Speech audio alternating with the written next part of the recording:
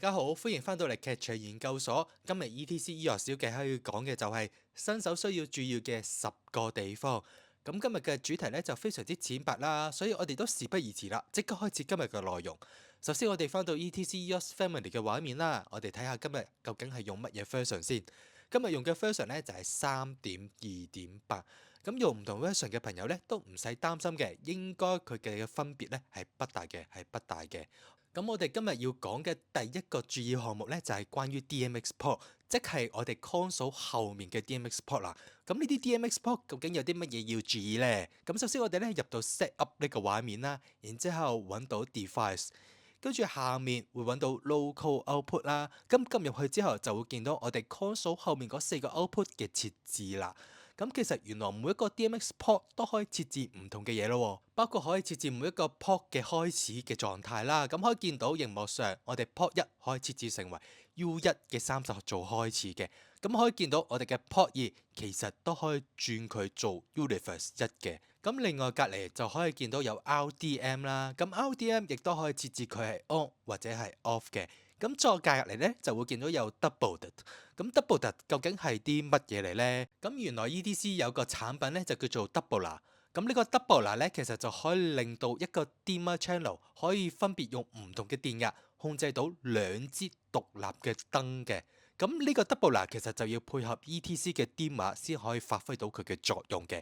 而且其實佢係120W。咁正常用嘅地區咧就係喺美國啦。咁香港咧應該係唔會見到嘅。而大家喺畫面上咧就可以見到，咦，原來我哋做 patching 嗰陣咧，其實可以將一個 channel 變成1A 或者1B 咁樣嘅。咁呢個 function 咧就係用喺 Doubler 嗰度噶啦。與此同時，其實 setting 入邊咧有個叫做 dim double offset。咁呢個 setting 咧其實都係 for 呢個 Doubler 去使用嘅。如果大家想知道更加多嘅話，其實可以暫停而家呢一個畫面嘅。咁上面就會解釋到究竟呢個 dimmer doubler 係點樣用法㗎啦。然之後我哋就翻到 DMX port 呢個畫面啦。咁大家可以見到，最尾嗰個設置其實就可以設置到佢嘅 speed 佢嘅速度嘅。咁我會建議其實係做 maximum 係會最好㗎啦。然之後見到左手邊，呢個好重要啦，就係一個 enable 一個 client mode 嘅 DMX output 啦。好多時將兩副 console 或者3副 console 連埋一齊，其中一副 console 係用 client mode 嘅時候，咁點解嗰副 console 會冇 output 嘅呢？就係因為呢度冇被 enable 到啦。接下落嚟就要講第二個要注意嘅地方，就係個 console 究竟係用緊 Q only 啊，定係用緊 checking 啦。咁個答案呢，就會喺個 console 嘅左上角就會見到啦。大家可以見到呢個 live table 左上角寫住 checking，咁證明呢個 console 而家係用緊 checking mode 嘅。咁究竟點樣改動佢呢？就係撳 setting 入邊啦，然之後撳呢個 user setting。撳完入去之後呢，大家就可以見到有 record default 呢個位啦。咁撳入去之後呢，就會見到有 record default。究竟佢係 checking mode 啊，就係講緊行緊一個 Q only mode 啦。咁只要 K 一 K， 佢就會變成一個 Q only mode；K 一 K 就會變成一個 checking mode 啦。然之後接下來第三個要注意嘅地方呢，就係檢查一下究竟個 mark 究竟係處於一個咩狀態啦。如果用電腦燈嘅朋友嘅話呢，咁我會建議係開咗呢個 auto mark 嘅狀態嘅。咁喺左手邊撳 system，然之後揾到一個叫做 Q setting，撳完落去之後呢，就會有一個 auto mark 嘅選項嘅。咁呢個選項最好就 enable 咗佢啦，咁佢就可以幫你將一啲電腦燈自己去 move in back 啦。咁就唔會將你着燈嘅時候將佢揈嚟揈去、揈嚟揈去啦。如果你冇開佢嘅話呢，就要手動去將佢 mark Q 啦。咁相對上比較麻煩啲啦。接下落嚟第四個要注意嘅嘢呢，就係講 part 呢樣嘢啦。咁究竟點樣可以觀察到副波有冇啲嘢俾人 part 咗呢？咁第一個方法就喺個 console 入邊，見到有粒 part 掣。咁個 part 掣如果係着綠色燈，就好似畫面咁樣呢，咁其實個 part 掣入邊就會有嘢俾人 part 咗啦。與此同時，如果你喺一個 live table 入邊，你會見到好似左手邊咁 channel 1、channel 2有個細嘅白色 P 字，咁證明到其實 channel 1同 channel 2都係俾人 part 咗嘅。咁你就可以撳 about part，咁就可以見到，究竟佢係將佢 part 咗入乜嘢嘅數值度啦。然之後我哋就可以 double click 個 part 掣啦，咁就可以入到 part 嘅 blind mode 嘅，咁就可以清楚見到究竟乜嘢 channel 去 part 咗乜嘢狀態啦。大家可以見到 channel 1就 part 咗喺一個 full 嘅狀態啦，而 channel 2就 part 咗喺黃色80嘅狀態。咁究竟黃色80係乜嘢意思呢？就係代表 channel 2其實永遠佢嘅數值都會打咗8折嘅。咁啊，示範一下，我哋將 channel 3 at/70，咁佢就會見到彈出嚟嘅數字就係一個黃色嘅70，咁代表我哋永遠將呢支燈俾 full 嘅時候，佢嘅 output 係會打咗7折㗎啦。咁我哋出翻 live mode 啦，咁睇下究竟 channel 1至 channel 3嘅 DMX output 究竟係俾緊啲乜嘢出去啦。我哋試下 channel 1至 channel 3俾0度啦，咁 suppose 係冇嘢出去㗎嘛。咁我哋撳 above，然之後撳 live，咁可以見到 channel 1其實係 output 緊255出去嘅，咁代表佢係俾人 part 咗嘅。而 channel 2、channel 3係0嘅。咁啊，我哋試下另一個方法，將 channel 1至 channel 3俾 full。咁啊，suppose 應該全部都係俾緊 full 出去啦。咁我哋就撳 above 加 live 咯喎。咁睇下佢究竟係射緊啲乜嘢數值出去啦。大家可以見到，channel 1係俾緊255啦，即係俾緊 full 出去嘅。而 channel 2其實係俾緊204，channel 3係俾緊178喎。咁其實縱使你嘅 live mode 係俾緊 full 出去都好，因為 part 嘅影響，其實 channel 2係打咗個8折，而 channel 3係俾咗個7折嘅。咁呢個作用究竟係有乜嘢用呢？就係當你發覺一支燈係比較特別光嘅時候，咁其實你可以透過用呢個功能，令到佢打咗個7折，打咗個8折，去 balance 翻其餘唔同光度嘅燈啦。咁究竟係點樣暗拍佢呢？咁啊，大家可以見到畫面上其實就將嗰個 channel 撳 enter 咁就得㗎啦。咁呢個係第一個方法，而第二個方法呢，就好似畫面上咁樣，將 channel 2，然之後撳一個 part，再撳 enter，咁你就會見到，佢會問你係咪暗拍，撳 confirm，咁撳完 confirm 之後就可以將個 channel unpart 咗㗎啦。接下落嚟呢，我哋就要講第5個要注意嘅事項啦。而第5個要注意嘅事項呢，就係講 Grandmaster 呢個掣啦。咁唔知大家有冇試過一個經驗，就係我將一個 channel 俾一個數值，譬如話我俾 full 嘅時候，點解個熒幕上 live table 就會好似桌面咁樣，會見到點解係0嘅？咁原來佢嘅 output 都係0喎。咁究竟係點解呢？大家可以見到，原來右上角會寫住 Grandmaster 0%，即係我哋嘅 Grandmaster 其實係俾人拉低咗嘅。而而家一啲新型號嘅 ETC console 其實冇咗 Grandmaster 呢個飛打㗎啦。咁究竟點樣將佢 assign 翻出嚟呢？我哋就喺個 tab 嗰度 tab 36有個叫 Fader Config 嘅 tab。咁你撳入去之後有個熟悉嘅畫面嘅，大家可以見到，左手面呢個1/1其實就代表右手面呢個1/1㗎啦。咁啊，我哋示範一下點樣將1/1去 assign 翻做一個 Grandmaster 啦。咁我哋撳呢個 Unmapped，撳完 Unmapped 之後呢，我哋撳 Target 呢度，撳咗入去之後呢，你就會發覺，原來其實我哋有好多唔同類型嘅選擇啦。其中一個選擇就係 Grandmaster 啦。咁我哋撳 Grandmaster 啦，然之後就可以見到，我哋嘅1/1就變咗做紅色。咁呢個狀態呢，就變咗做將1/1 assign 做一個 Grandmaster 啦。咁大家可以見到，其實呢個 Grandmaster 就俾人拉低咗啦。而家我哋慢慢推高翻佢，咁個支燈就會慢慢開始着翻起㗎啦。而呢一個 Grandmaster 飛打，就算你做乜嘢 show 都好啦，我都會建議你去將一條飛打去 assign 做一個 Grandmaster 嘅。咁預防有啲乜嘢特別嘅情況，你係需要將成台嘅燈全部拉低。咁呢個 Grandmaster 就非常之有用啦。講完 Grandmaster 之後，我哋就要開始講第6個要注意嘅地方啦。如果你發現你嘅 live table 仲有嘢係俾人 check 住咗嘅時候呢，咁你就要開始留意下嗰個俾人 check 住咗嘅顏色究竟係啲乜嘢啦。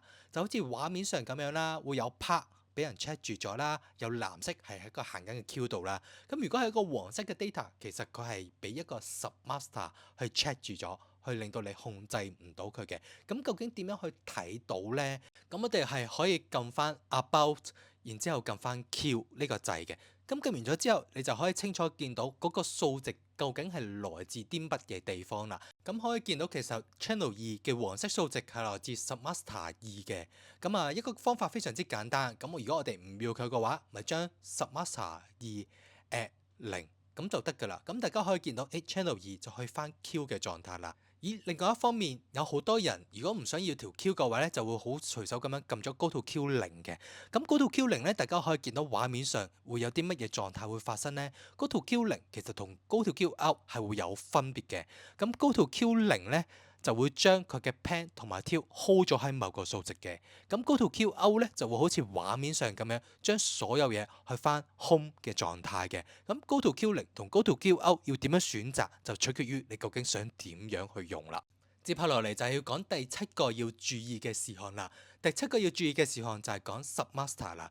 我哋撳一撳 Submaster 兩下就會入到 Submaster 嘅 Bright Mode 啦。咁其實入邊有好多唔同嘅資訊嘅，有唔同嘅欄。咁究竟唔同嘅欄係代表啲乜嘢呢？我哋第一個要注意嘅就係呢個 Exclusion 同埋 Priority 呢兩個選項嘅。咁呢兩個選項究竟有啲咩要注意呢？我哋就睇下啦。咁大家可以見到，我隨手撳一個10就會見到，彈咗一個視窗出嚟啦。我哋控制緊 Submaster 911，咁可以見到我哋呢個 Red Light Fader 其實個 Priority 就係存在喺一個 Shell 嘅狀態嘅。咁佢嘅狀態咧就係最大嘅。我推起咗之後，我用 Live Mode 其實係控制唔到支燈嘅。咁啊，另外右手邊就會見到有唔同嘅 Excluded 啦。咁啊 Excluded 咗 Record 啦、Solo 啦、Inhibit 同埋GM 嘅。咁唔同嘅掣，呢四個掣都有唔同嘅功用嘅。最常見就係 exclude 咗 record 呢個掣啦。咁 record 呢個掣就係代表，就算我推起咗條飛打，嗰個飛打嗰個 channel 係有數值都好，咁佢都唔會錄咗入 Q 入邊嘅。咁啊，最常見會係咩飛打呢？就係一啲煙機或者一啲 red light 嘅飛打啦。接下落嚟就要講第八個要注意嘅嘢啦。咁第八個要注意嘅呢，就係關於 color 呢個掣嘅。咁大家唔知有冇睇過我哋之前呢個 channel 有兩段片係講 color 嘅呢？如果冇嘅話，可以撳翻右上角嘅資訊夾去睇翻呢兩段片嘅。咁今日要重提嘅呢，就係 ETC 點樣去控制 gel 呢樣嘢啦。其實 ETC 控制 gel 嘅時候呢，有3個 mode 可以俾你選擇嘅。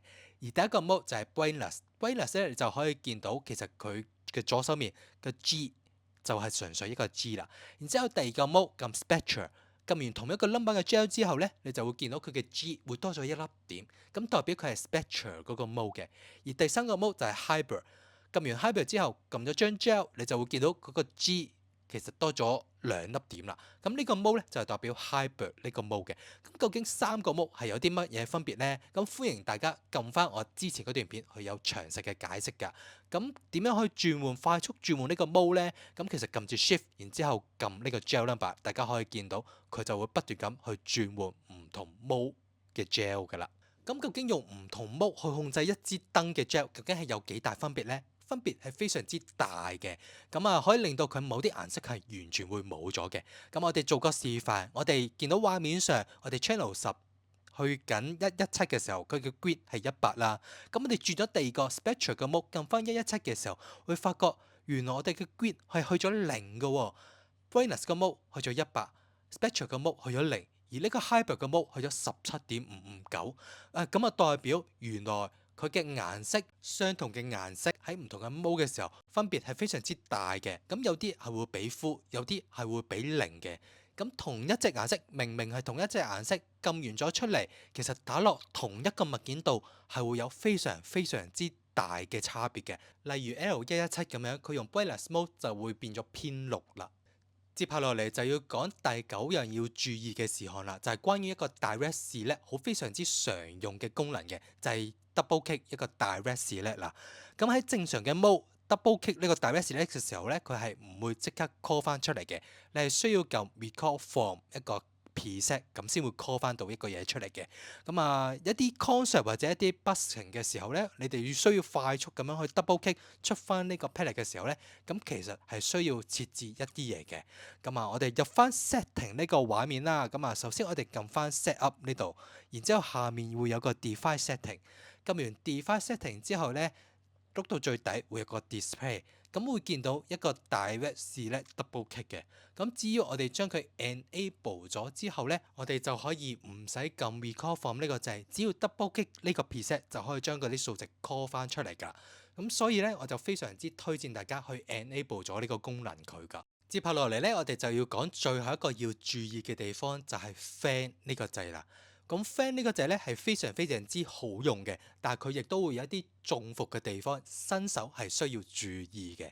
咁啊，我哋首先嚟個示範啦，channel 1至5俾 full 啦，然之後我哋用呢個 ML Control 將佢嘅挑高少少咯喎。咁啊，大家幻想下支燈就會好似嗰張圖咁樣，慢慢挑高少少啦。然之後我哋用 fan 呢個功能嘗試下將佢 fan 開咯喎。咁好啦，然之後我哋撳 fan center。之後碌呢個 pan 啦，咁我會見到我哋個圖裏面咧就會好成功咁樣，好似線咁樣 fan 開咗啦。咁呢個時候究竟係會有啲乜嘢中伏位呢？個中伏位就係當你冇 clear 佢呢個 command line 嘅時候，你直接推呢個挑呢個掣，大家可以見到原來佢嘅挑都會被 fan center 到㗎喎，所以佢嘅中伏位就係。當你每一次用完 fan 呢個掣之後，其實你係需要將佢 clear 晒呢個 command line，然之後撳 Shift Enter 再去喐其他唔同嘅 parameter 嘅。咁我哋示範一次啦，將所有嘢 undo 咗之後，再揀翻 channel 1至5。咁究竟睇下我哋正確嘅做法係點啦？channel 1至5 fan center，然之後喐個 pan，咁啊好靚仔咁樣 fan 開咗之後啦，之後撳 clear。然之後再撳 Shift 再 Enter， 之後先再喐個挑，咁你就會達到你想要嘅效果㗎啦。今日同大家分享10件新手要注意嘅事項就到此為止啦。希望大家都可以好好記住同埋利用到呢啲咁嘅 function 啦。最後，如果你有任何問題，歡迎喺下面留言啦。如果你中意呢段片嘅話，麻煩俾翻個 like 同埋 subscribe 呢個 channel， 因為你少少嘅支持就係我繼續出片嘅原動力。呢度係劇場研究所，我哋下次見。拜拜。